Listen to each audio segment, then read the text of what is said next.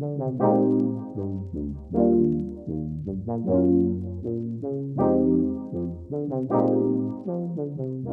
back to my channel. My name is Blair. If you're new here today, we are going to do a monthly reset for November. I'm just going to keep this one kind of chill.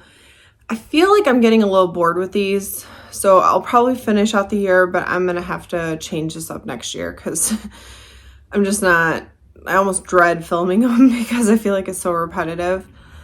But let's get started. So I kind of already set up my spreadsheets. So I'm gonna go ahead and talk you through those, and then we'll go into digital calendar, my actual planner. We're gonna talk about health goals, and then also the 2 tasks that I chose to do this month for random cleaning stuff, and that should wrap it up. So let's get started on the spreadsheets. So on the spreadsheets, I've already set everything up. So I'm just gonna show you, but we created my November YouTube video plan. I still have some gaps in here to fill in. And then, so November debt tracker, I've already set this up. There's a couple things I'm still missing a balance for that hasn't updated yet because this is early, way early compared to when the bill issued. My only major grievance, I do not understand the student loan. My payment has been consistently the same for the last, I don't know how many years. And all of a sudden, my payment changed, I think like 2 or 3 months ago. And it just changed again for this upcoming month. I know it says it's variable, but why hasn't it changed in all those years? And then all of a sudden now it's like jumping percents on the interest, which is what's causing the payment to change. It's just getting a little frustrating because it's like every time I think we're getting close to knocking out debt and getting free of this stuff, it puts me in a tighter place and it makes it harder to get ahead. So I don't know, I may have to look at maybe refinancing it or something. I don't know how that would work. I tried to look at one of the other student loans that or companies that I'd used, and even though they offer variable and fixed, which I would prefer the fixed, the lowest amount that's available, like you obviously would have to have like perfect credit for, and that one wasn't much further off from what my interest is right now. So I don't know if it's worth it to even look at anything on this. It's just frustrating. Yeah. And then my November budget. So I did already set it up, kind of pre-filled the dates, my estimated paychecks, the bills. I just left blank the ones that I know are going to be different, so I can fill those in when I get it. But while we're on this topic, I do want to talk about budget sheets. So I had mentioned, I think last month, how I wanted to get one from Etsy to start using, something a little more where it like fills itself in for you. All right, so I did go on Etsy and I did decide to purchase this one. I just like the colors, the layout. I mean, it has sections for sinking funds, debt payment, bill tracker, subscriptions, bank tracker, and then you have your monthly spreads. And the monthly spreads, I like that it has like, the summary, kind of a pie chart. And then over here, you can put in your actual expenses and code them. And then it kind of fills stuff in. But down here in the paycheck section, you put in your income, you have your debt, regular bills, sinking funds, and spending. So I do like the way this is kind of laid out. And there's also a savings box down here. But it's kind of already organized and set up as well for bi-weekly paycheck situation. And then she did incorporate in here a third one in case you have like those paycheck months where you have 3.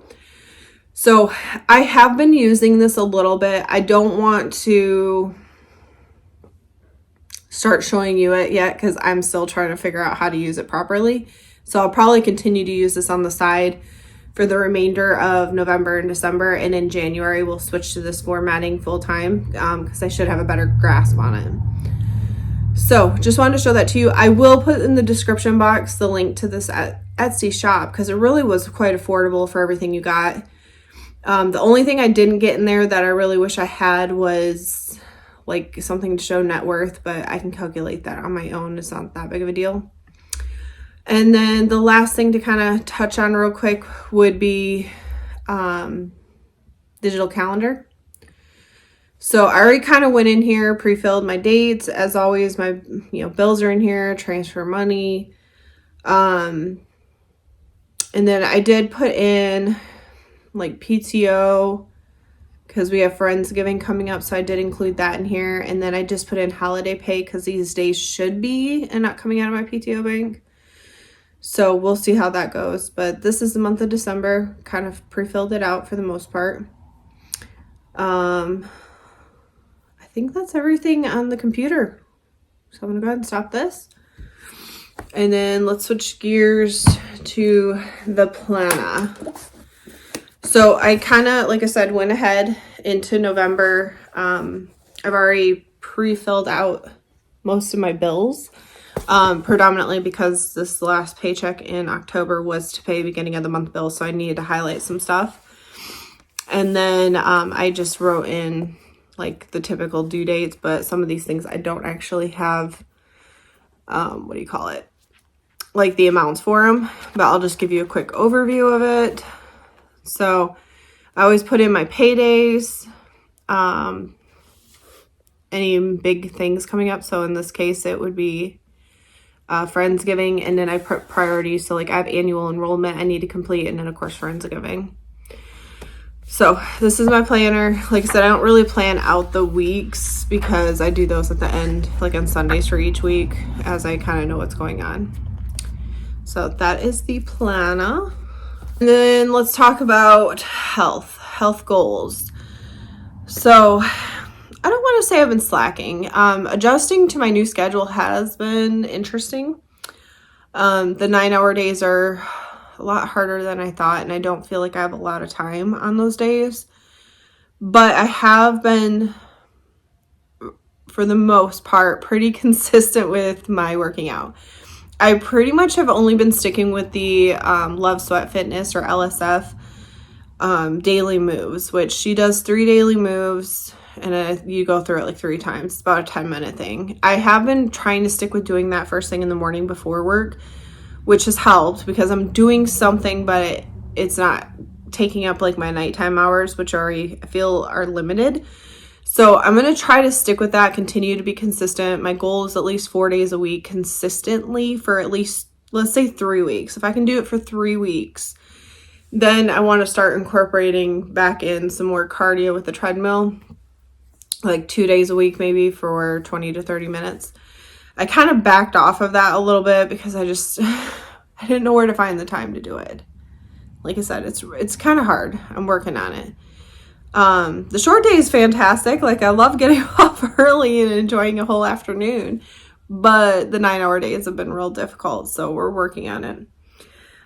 So that'll be my health goals, for the month of November. Just get consistent with it 4 days a week. And then I can try and add in cardio like the last week of the month of November, hopefully 2 days a week, which might be doable if I do it on like Monday and Tuesdays, because Mondays are my day off now, and Tuesdays I have the half a day.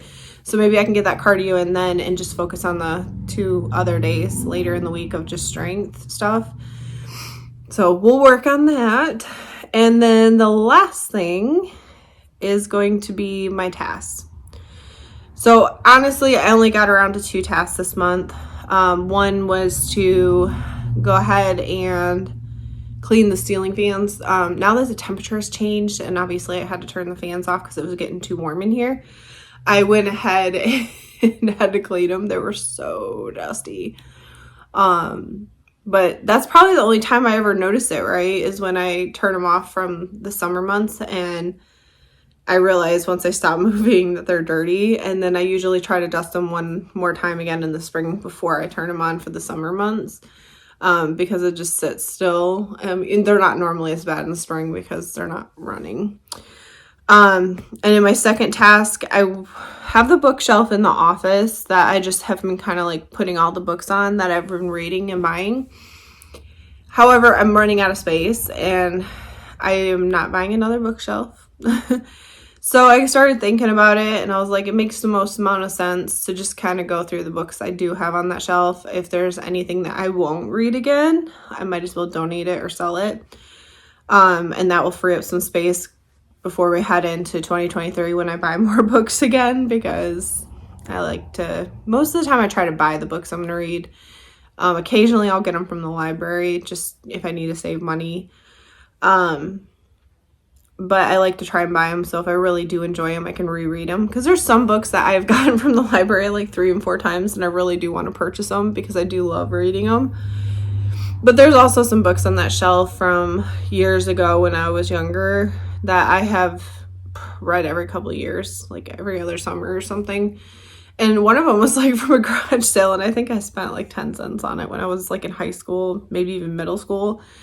But yeah, some books I like to reread, and there's others that once you've read it, you're like, no, probably won't read it again. So I'd rather just go ahead and get rid of all of those. But that is pretty much my monthly reset. This one is really cut and dry. Like I said, I feel like these are getting boring. It's very repetitive, nothing too new. But also things have just been a little bit chaotic with the schedule change, so I'm trying to adjust, and I haven't done a lot of excess things simply because I don't feel like I have time, and I'm trying to balance that out. But I hope you enjoyed. If you have any suggestions or things that you would like to see in a monthly reset, let me know in the comments, because maybe you have an idea that I haven't thought of that will help me to make these a little more fun. But as always, I hope everyone has a blessed day.